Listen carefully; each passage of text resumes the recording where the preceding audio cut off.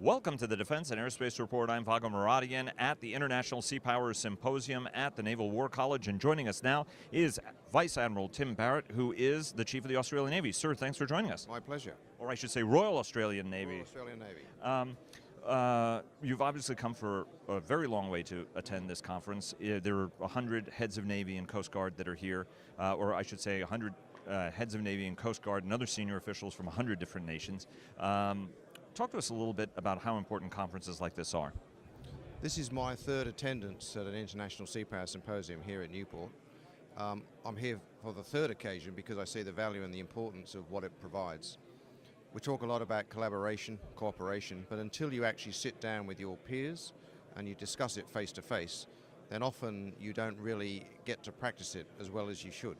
So this sort of engagement is very, very important. What are some of the key ideas? You know, the CNO, Admiral John Richardson, who's the host of this event, said, you know, the whole key of this is for folks to take away. What are some of the takeaways from the conference so far for you? Well, we all have a different perspective of things that might happen in our region.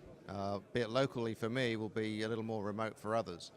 But at the end of the day, what happens in my region often happens elsewhere around the world. As we talk about here, it is the global commons.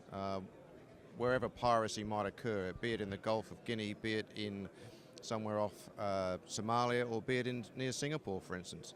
It's the same aspects that navies have to deal with. So we come here, we share ideas, we look at each other's practices, but we talk a lot about how we will fix those problems around the world. So to meet up, to share ideas, and to hopefully find solutions to those problems is all important. We're based in Washington. Obviously, here in the United States, there's a different perspective on what's going on in Asia than it is from somebody who's sitting in that region. China is something that is taking up quite a lot of attention. Obviously, there's a senior Chinese representative here as well who's sitting through, who's a delegate.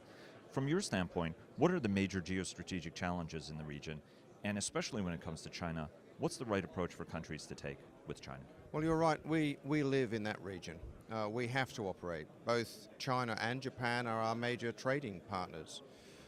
But we still need to use those waters to ply our trade. And so not just China, but any other claimant of the areas around those waters, we would implore them to follow the norms of international law.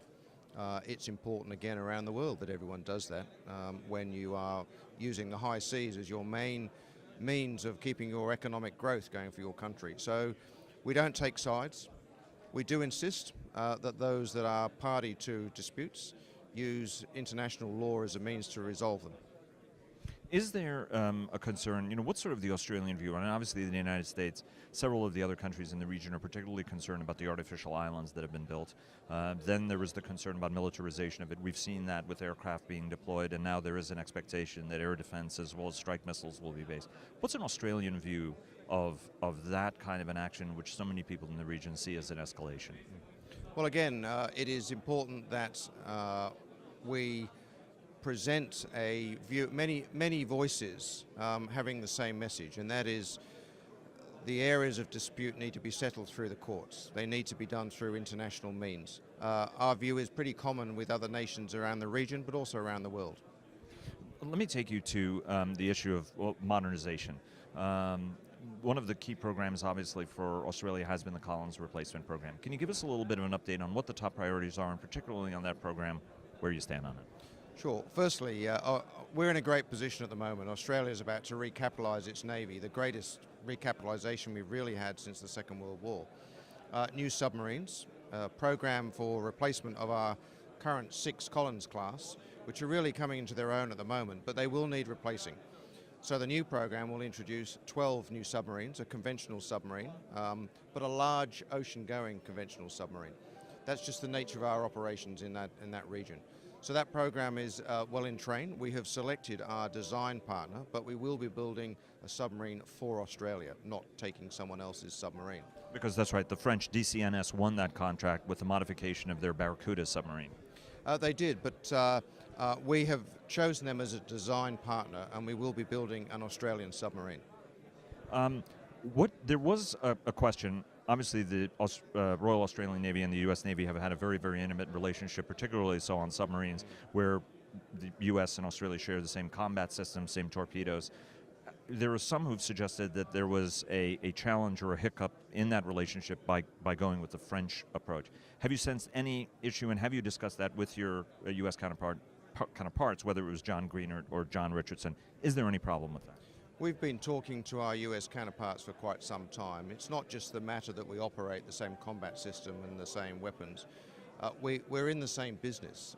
We collaborate along the very effects we're trying to deliver. So we've gone into this new submarine project with full understanding of what needs to be done to maintain those very strong links we've had in the past. So yes, I've had lots to say and lots of discussions, not just at my level, but within my organisation and within the acquisition organisation within Australia. We've had constant conversations with our US counterparts as to where we would go.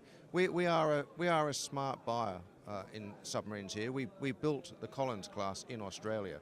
We do know we're a submarine operator, not just a submarine owner. So we do make sure that those things that we guard jealously will be able to continue with our new submarines. Well, two very quick questions. One is a submarine follow-up, which is there were a lot of lessons learned from the Collins program, and Australian friends of mine have told me the things to avoid, shifting the home port, a couple of other decisions that were made. Are there a lot of lessons learned from that program that are being incorporated in this one? Absolutely. Indeed, there are a lot of lessons learned that are being used at the moment with the Collins enterprise. Collins has really had a turnaround in the last 3 years. The availability I'm seeing in Collins at the moment is extraordinary, and the boats are doing what they were designed to do. We've learned our lessons from there, not just for the new submarine, but in the way we operate Collins as it is at the moment. Let me ask you also about your two big amphibious assault ships. Huge quantum leap in capability. Tell us a little bit about what these ships are allowing the Royal Australian Navy to do that it couldn't do before. Well, it's a reinvigoration of a nascent amphibious capability that we've had in the past. We bought them so that we could provide an amphibious capability, but they are hugely versatile ships, and we've been using them for many other things as well. Because they were about 27,000 tons. They are 27,500 tons. They're cavernous inside. We've used them recently on exercise at RIMPAC, so we've been carrying not just our own troops, but carrying US forces as well. But we've been clearing aircraft, particularly rotary aircraft, well, just rotary aircraft, not just from our own nation, but from other nations as well, to allow us to be able to operate a vast array regardless of where we are. But they've also been successful in humanitarian assistance and disaster relief. Not that that's why we bought them, but they find the utility of the very size of these ships has allowed us to recently provide assistance to Fiji after a major cyclone through that area. We were able to get to the area quickly, we were able to persist in our presence there, and we were able to provide all the services that were needed ashore when we were called upon by the Fijian government. And one last question on the F-35. Australia is one of the anchor partners. Do you see a Stovall variant of that aircraft, the F-35B, to be able to operate off of your big deck ships? Look, it's a question I'm always asked. It's not current government policy to do that. Sir, thanks so very much, and best of luck. Thanks very much.